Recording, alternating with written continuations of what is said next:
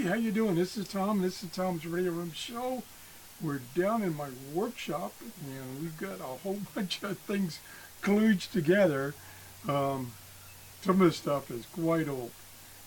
What I was trying to do this morning is I was trying to set up a system to monitor the CB citizen band frequencies.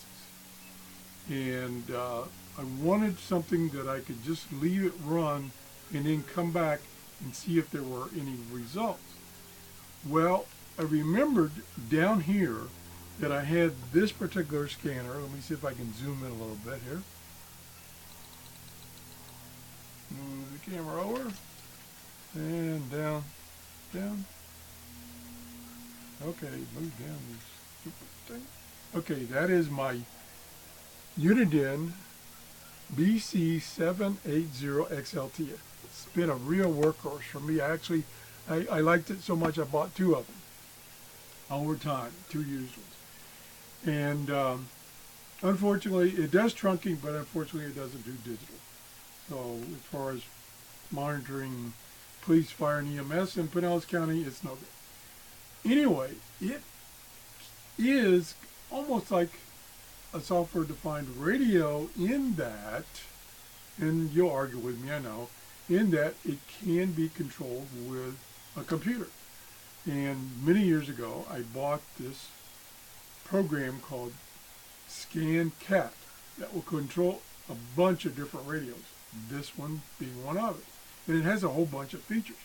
And one of the features is it's got a whole bunch of pre-programmed frequency ranges for different utilities and stuff like that. And one of them is the CB radio band. So it's that band. It's not each of the 40 channels. It's just that band, which is 26.965 to 27.405. So you can select that band and tell it to scan, and it's scanning it at 0.001 megahertz. So it's going to capture everything within that band. And if I can move the camera over to the monitor. Now, the other problem I ran into, and all this equipment was like buried in my workshop here. This is an old Dell Latitude 286 running Windows XP. Really old. I think it's got 512 megabytes of memory.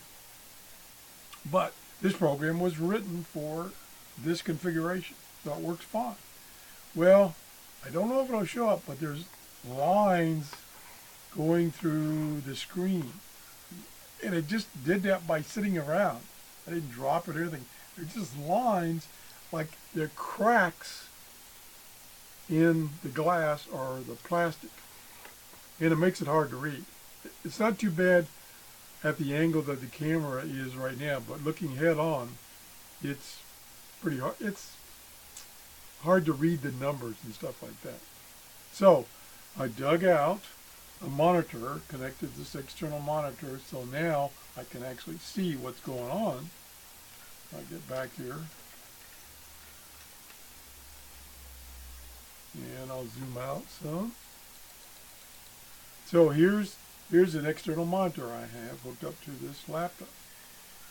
So it's scanning using, it's controlling the radio via RS-232 interface. That's how old it is.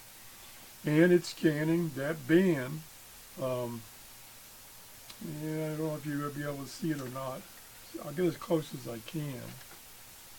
And I'll zoom back in. And then I have to adjust the camera. There's the screen.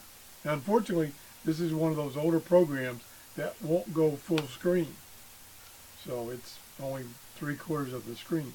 But on here, it shows you an S meter right here. Here's the frequency, and then there's a whole bunch of other information, such as the mode, which is AM,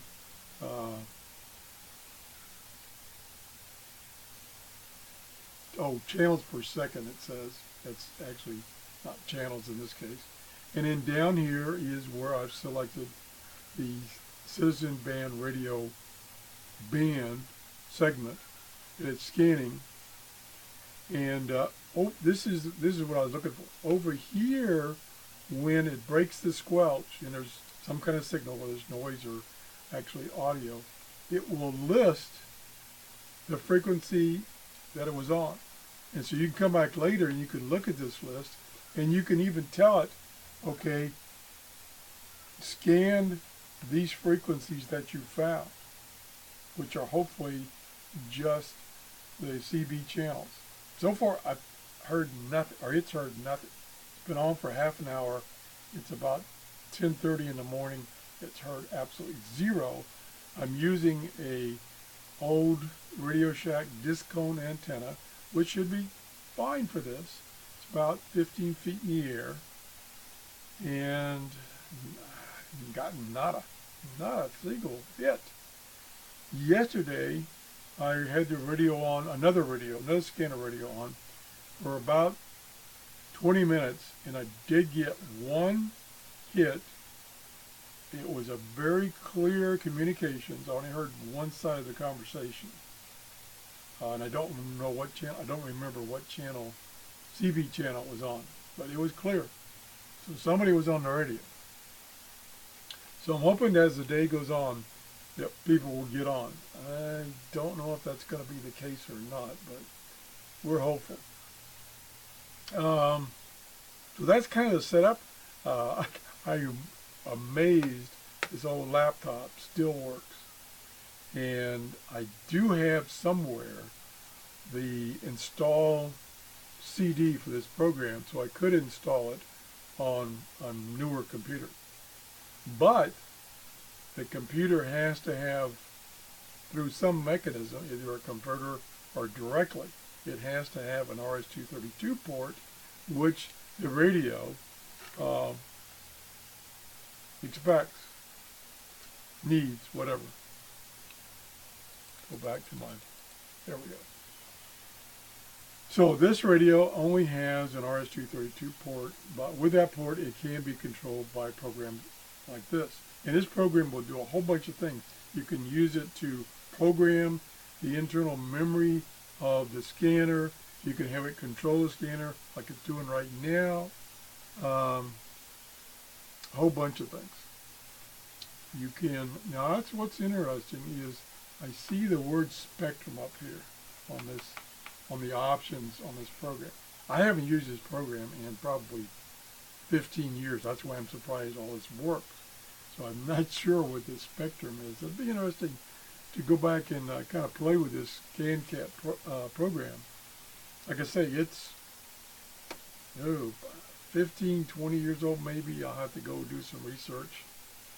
I think it's still being maintained. I'll have to search the internet. But it was a fabulous program, and it works with even this old version worked with a lot of radios. It worked with scanner radios, it worked with ham radios as far as controlling them, as long as they had that RS-232 interface. So that's it. I don't know if I'm going to be successful or not, but it's worth a try. If you enjoyed the show, please give me a thumbs up, and have a great day. Bye-bye.